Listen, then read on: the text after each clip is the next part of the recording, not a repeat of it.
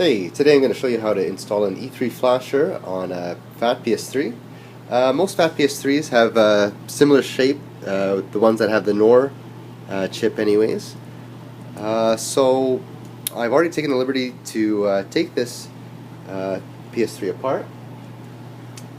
First thing you're going to notice is that there's a lot of thermal paste and it's really ugly and crappy looking. So first thing you want to do is leave a little bit of thermal paste because you're going to be cleaning this up after anyways, and just take any chunky stuff that may be creating air pockets or getting in the way. So any chunk on the side like this one here, I'm going to want to remove.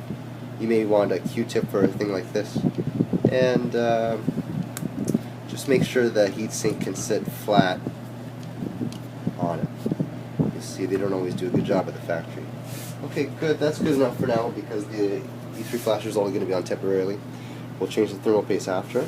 The next thing you're going to want to do is take off the heat pad on this chip here because it may interfere with the cable of the NOR clip. So take that, and I put it aside. I put it in the PS3 right there out of the way so I don't forget about it later. And next thing I may do is I'll take a soft bristle brush and I'll just very gently clean up a little bit around that NOR clip, and I'll do the same thing on my clip itself. If it's a little bit caked, you may need some alcohol. If that's the case, make sure it's very well evaporated, the alcohol, because there could be some alcohol sitting under the chip, and then when you can tell if you press on the chip, you'll see some alcohol coming out the sides a little bit. Okay, so when you want to seat the E3 clip, you come on top of it vertically. Here I'm going to attempt this at one hand. Also, I can't really see. You want to get a good angle at the side to make sure everything is lined up properly.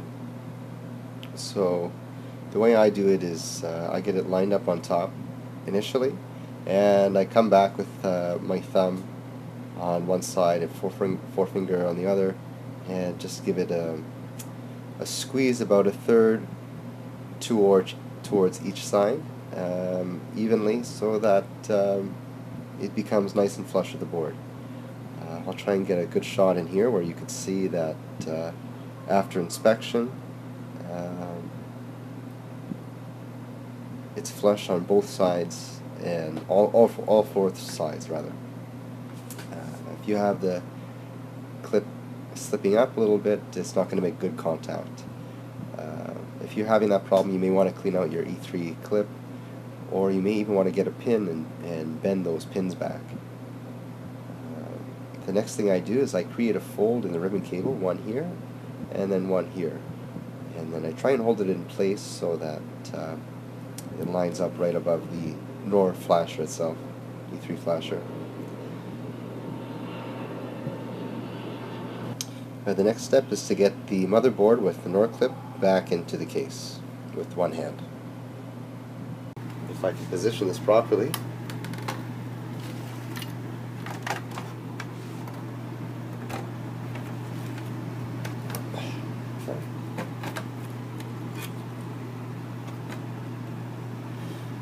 so what I try and do is I try to very gently hold the cable so it doesn't cause the clip to come out of place.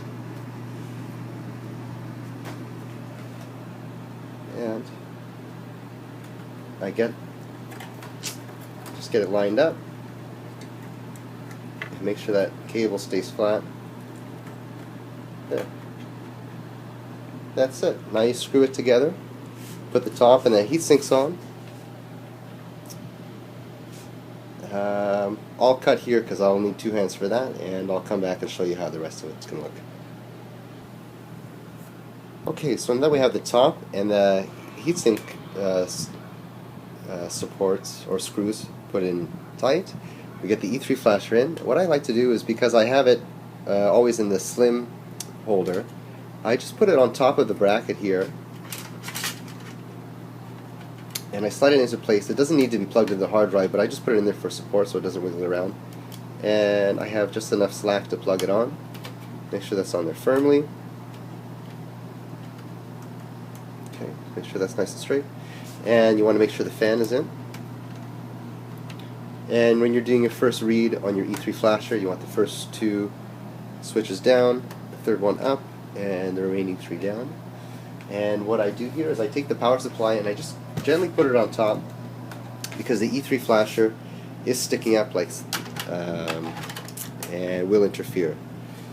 So I'm just going to gently push down on this side so the 12 volt rails are plugged into the power supply, and I'll plug the rest of it in. The front and the back, double check you have your fan plugged in. Okay, and then we'll plug our power in.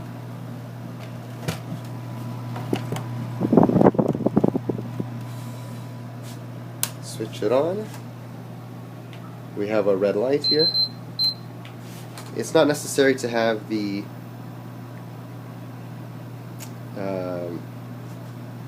disk drive plugged in, and as you can see, we have only the blue lights on our E3 flasher on. Is that a problem with the clip, or is that the E3 flasher itself?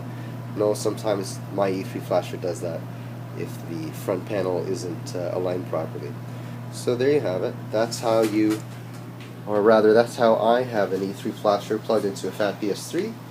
Not all Fat PS3s are compatible with an E3 flasher. For those you'll need a NAND flasher, so something like a TNC or a proxy.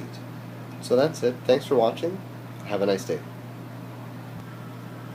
I suppose I should do a read to make sure everything is clipped in properly, to show you guys that everything is good. If I press start on a read, everything should be okay. I'll speed the video up starting here. If you do get an error, you can go to PS3 Dev Wiki and check out their page on the E3 flasher. They have a very detailed page on information on the E3 flasher. So we haven't got an error. Everything looks good. Thanks again for watching.